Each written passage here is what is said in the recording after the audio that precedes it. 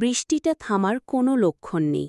একটানা ধারায় আকাশ থেকে ঝরে পড়ছে পানি, যেন স্বয়ং প্রকৃতি কাঁদছে এই ভয়াবহ যুদ্ধের জন্য।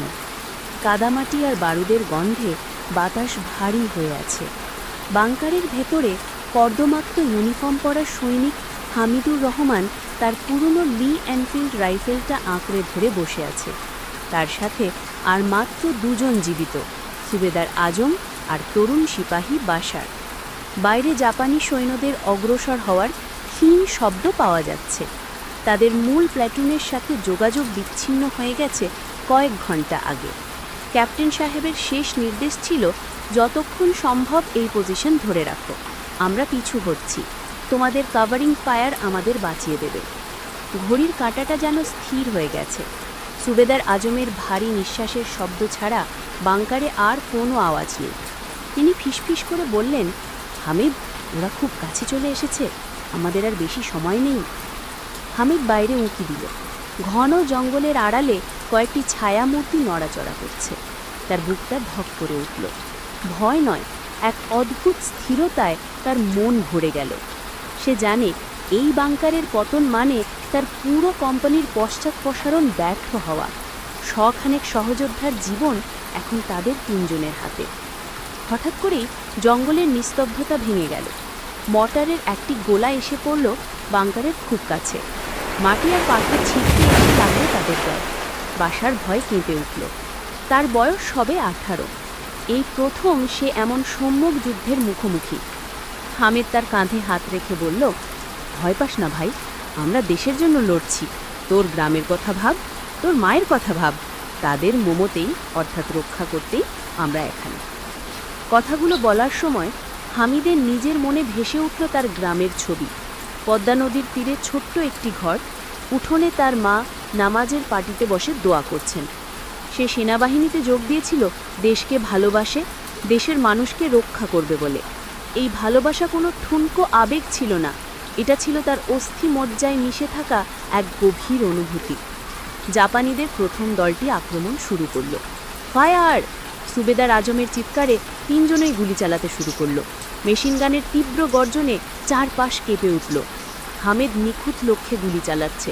প্রতিটি গুলির সাথে সাথে সে যেন তার দেশের মাটিকে রক্ষা করার শপথ নিচ্ছে। তাদের সম্মিলিত আক্রমণে প্রথম ঢেউটা পিছু হটতে বাধ্য হলো, কিন্তু হামিদ জানত এটা কেবল শুরু। একটা বুলেট সুবেদার আজমের কাঁধ এফোর ওফর করে দিল। তিনি যন্ত্রণায় কাতরে উঠলেন। বাশার দৌড়ে গিয়ে তাকে ধরে ফেলল। বাংকারের একমাত্র ভারী মেশিনগানটা এখন নীরব। হামিদ বুঝতে পারল পরিস্থিতি হাতের বাইরে চলে যাচ্ছে। সে বাশারকে বলল, সুবেদার সাহেবকে নিয়ে তুই পেছনে সুড়ঙ্গ দিয়ে বেরিয়ে যা, যতটা পারিস দৌড়াবি, আমাদের প্লাটুনের সাথে যোগ দিবি। বাশার অবাক হয়ে বলল, আর আপনি? হামিদ ভাই। হামিদ শান্ত গলায় উত্তর দিল, আমি ওদের আটকে রাখব। তার চোখে কোনো ভয় ছিল না, ছিল এক দৃঢ় সংকল্প। দেশপ্রেমের আগুন তার ভেতরে সমস্ত ভয়কে পুড়িয়ে ছাই করে দিয়েছে। বাশার যেতে রাজি হচ্ছিল না। হামিদ ধমক দিয়ে বলল, এটা আমার আদেশ, দেশের জন্য একজনের চেয়ে অনেকের বেঁচে থাকা বেশি জরুরি, যা। অনিচ্ছা সত্ত্বেও বাশার আহত সুবেদারকে ধরে সুড়ঙ্গের দিকে এগিয়ে গেল। যাওয়ার আগে সে শেষবারের মতো হামিদের দিকে তাকালো।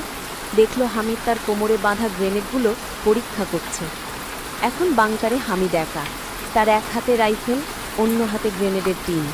বাইরে শত্রুরা আবার সংগঠিত হচ্ছে। সে জানে তার জীবনের শেষ কয়েক মিনিট শুরু হয়ে গেছে। হামিদের মনে তার মায়ের মুখটা ভেসে উঠল। তার মনে হলো মা যেন তার কপালে হাত বুলিয়ে দিচ্ছেন। তার মনে পড়ল সেই গ্রামের সবুজ মাঠ, যেখানে সে বন্ধুদের সাথে খেলত।